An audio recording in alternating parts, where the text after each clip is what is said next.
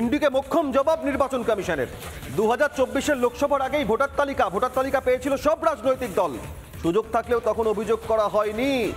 ইন্ডিকে জবাব নির্বাচন কমিশনের।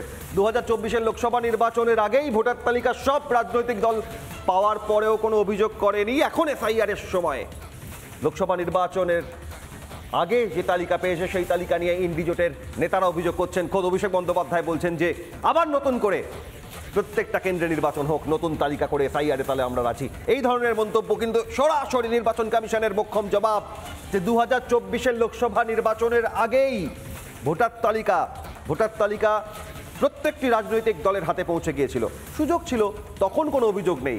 আজ এসআইআর এর কথা বলতেই ইন্ডির বিভিন্ন নেতারা, অর্থাৎ ইন্ডি জোটের বিভিন্ন দলের নেতারা এসআইআর এর বিরোধিতায় সামিল। লোকসভার বাইরে, ভেতরে, অভ্যন্তরে, দিকে দিকে তারা প্রতিবাদ জানাচ্ছেন। স্পেশাল ইন্টেন্সিভ রিভিশন, বিশেষ নিবিড় সংশোধনী, তাতে আপত্তি তার কারণ বিহারে ইতিমধ্যেই লক্ষ লক্ষ নাম বাদ গিয়েছে। অন্যান্য জায়গায় এসআইআর হলে ভুতুরে ভোটার, জাল ভোটার, ভুয়ো ভোটার, রোহিঙ্গা অনুপ্রবেশকারী বাংলাদেশি তাদের নাম সামনে চলে আসবে। তাই এবার নির্বাচন কমিশনের মোক্ষম জবাব, 2024-এর নির্বাচনের আগে যখন তালিকা পৌঁছে গিয়েছিল তখন কোনো অভিযোগ কেন করা হয়নি। যেমন বিহারে এসআইআর সম্পন্ন হওয়ার পর বিহারে কোনো রাজনৈতিক দলের তরফ থেকে কোনো অভিযোগই সামনে আসেনি লক্ষ লক্ষ নাম বাদ যাওয়ার পরেও। অর্থাৎ এসআইআরে যে ভুয়ো ভোটার, জাল ভোটার, রোহিঙ্গা অনুপ্রবেশকারী, মৃত ভোটারকে জীবিত দেখানো, এমনকি জীবিত ভোটারকে তালিকায় মৃত দেখানো, এই কারচুপি, এই কারসাজি তা সম্পূর্ণ শেষ হয়ে যাবে। তার প্রেক্ষিতেই কি এই বিরোধিতা? নির্বাচন কমিশনের মোক্ষম জবাব, 2024-এর লোকসভা নির্বাচন গত বছর এপ্রিল মে, তার আগেই হাতে পেয়েছে প্রত্যেকটা রাজনৈতিক দল ভোটার তালিকা। যদি অভিযোগই থাকতো তাহলে তখনই করতে পারতো, সুযোগ ছিল, কিন্তু করেনি। ঠিক একইভাবে বিহারেও এসআইআর প্রক্রিয়া সম্পন্ন হওয়ার প্রায় 3 সপ্তাহ হতে চলল, কোনো রাজনৈতিক দলের তরফ থেকে এসআইআর তাতে নাম বাদ দিয়েছে তাদের পক্ষে সওয়াল করে একটাও অভিযোগ জমা পড়েনি।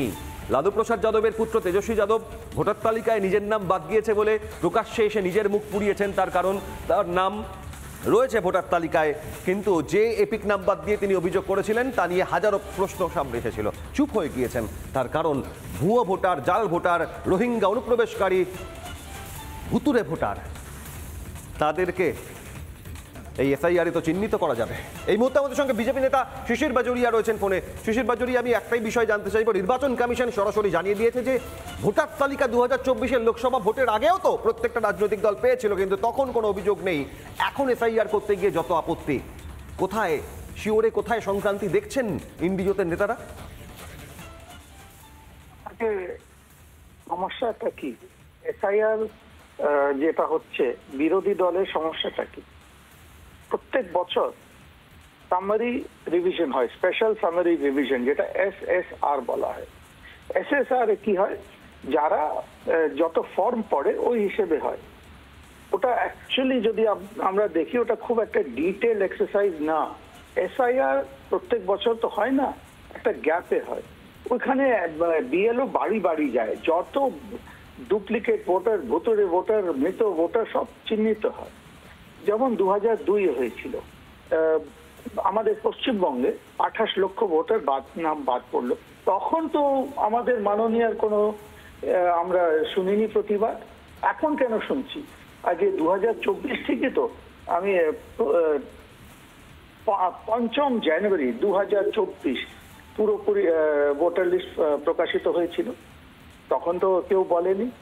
এখন ওই এসআইআর এর ভয় এটাই, একটা হিসেব হয়েছে 1 কোটি এখানে বেশি, মানে যেটা ডেমোগ্রাফিক হিসেবে যে একটা ক্যালকুলেশন হয়, 1 কোটি ভোটার বেশি। 1 কোটি তো আমাদের জনসংখ্যা বেড়ে যায়নি, কিংবা লোক এটা না এই পিরিয়ডে কেউ মারা যায়নি। 1 কোটি ভোটার বেশি।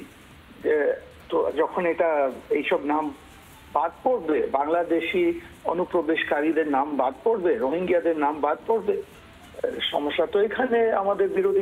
এই সমস্যা সুরাহা নির্বাচন কমিশন কোন পথে করে, নজর থাকবে আমাদের। অনেক ধন্যবাদ। শিশির বাজোরিয়া ছিলেন বিজেপি নেতা। আমরা কথা বলবো রাজ্য বিজেপির সাধারণ সম্পাদক জগন্নাথ চট্টোপাধ্যায়ের সঙ্গে।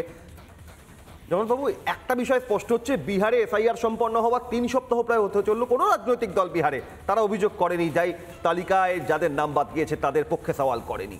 আর ইন্ডি জোটের নেতারা যে এসআইআর এর বিরোধিতা করছে, তাতে কমিশন স্পষ্ট করেছে 24-এর আগেই তো তালিকা পাওয়া গিয়েছিল, তখন কেন কোনো অভিযোগ নেই? জগন্নাথবাবু,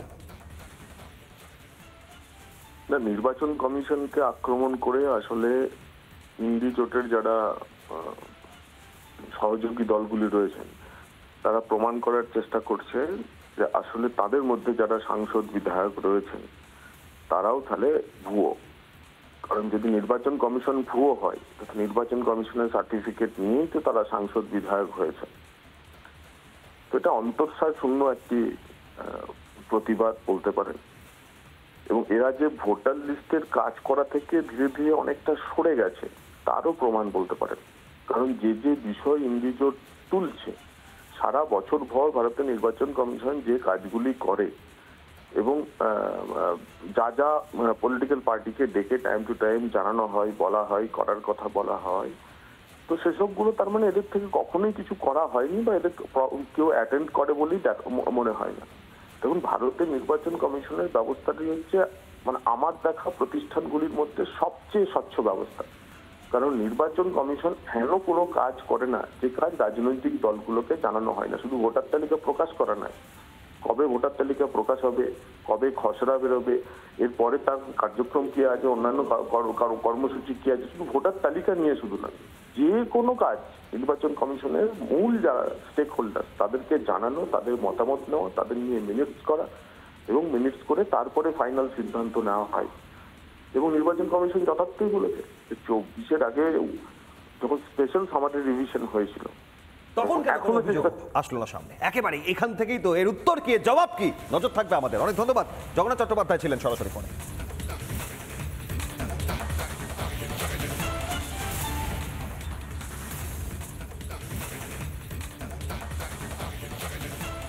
নানা ধরনের কন্টেন্ট দেখার জন্য লাইক করুন, শেয়ার করুন আমাদের ফেসবুক পেজ, সাবস্ক্রাইব করুন আমাদের ইউটিউব চ্যানেল। পাশাপাশি অন্যান্য ব্রেকিং নিউজের জন্য অবশ্যই চোখ রাখুন রিপাবলিক বাংলায়।